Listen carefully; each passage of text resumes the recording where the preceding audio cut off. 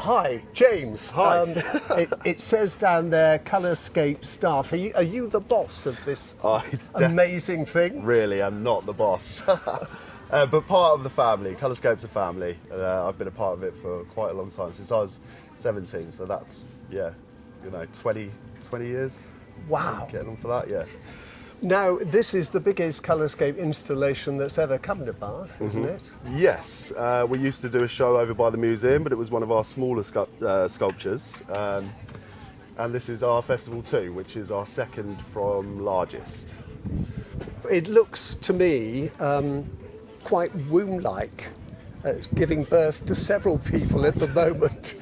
But it is actually, isn't it? Or I would imagine, because I haven't been in there yet, like stepping into another world. It is. It's a very, a huge transitional experience as you move in. It's an overwhelming experience. The colours certainly become purer. It's very vibrant. Some people find it a little bit overwhelming at first, but then settle in, and then it becomes really magical and amazing. You can move through freely, choose your own path. There's musicians performing inside, and you can sit down and relax and things like that. Yeah, it's great. Can you get lost? You can. It's quite large inside. There's plenty of people in pink high-vises though, that if you're lost, you can give one of us a shout and we'll help you find your way around and maybe show you some interesting points of interest as well. I've noticed beside you is a rack with coloured waistcoats which we have to wear. Why is that?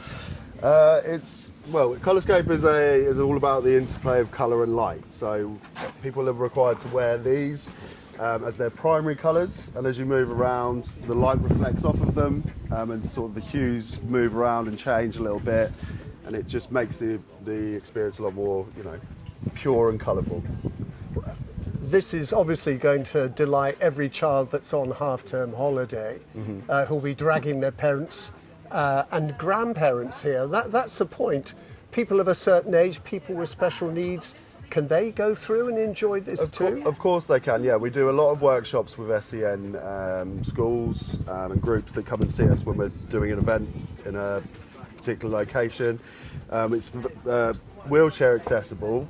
One of the team will guide groups around and help them move through the space and help them with anything they need as they go through. The children are going to be screaming with delight. You will turn a deaf ear to adults returning to childhood and going, wow, this is awesome. We love a bit of play. We try and keep crazy behaviour to a minimum because it's an enclosed space and it can get a bit too rowdy if everybody's energy starts going. We have to be like, can you calm down a little bit, please? But it does definitely provoke a strong reaction. So, we like to see that when people go inside. I've got to say, for the benefit of everybody, it's perfect holiday weather, but maybe not the best weather for you guys going into an enclosed space like this. Well, it can get very warm inside when it's warm outside, but with the sunshine, you get much brighter, more vibrant colours inside, which is great. But it can certainly get very warm. But people are welcome to come outside, grab a drink of water, calm down, and then go back in. We don't.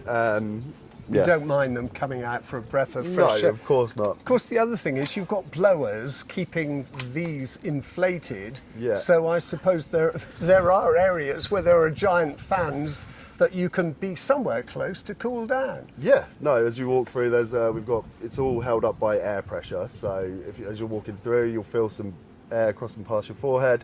That's one of the blower locations, and it will keep you nice and cool for a little bit if you're feeling a little bit warm inside. The other thing I've noticed is you've got to take your shoes off before you go in. Yes, yeah. We can't have people walking around in their shoes. We've got to clean it afterwards. We don't want tracks all the way through it. And stilettos will not do it any good heels, at all. Please, because it could damage the structure. But bring your funky socks. That's the advice. Will you guys look after my cheap plimsolls while I'm in there? Yes. We'll make sure they're safe. Now, look, one final question, and thank you very much indeed. No trouble. Where did the whole idea come from?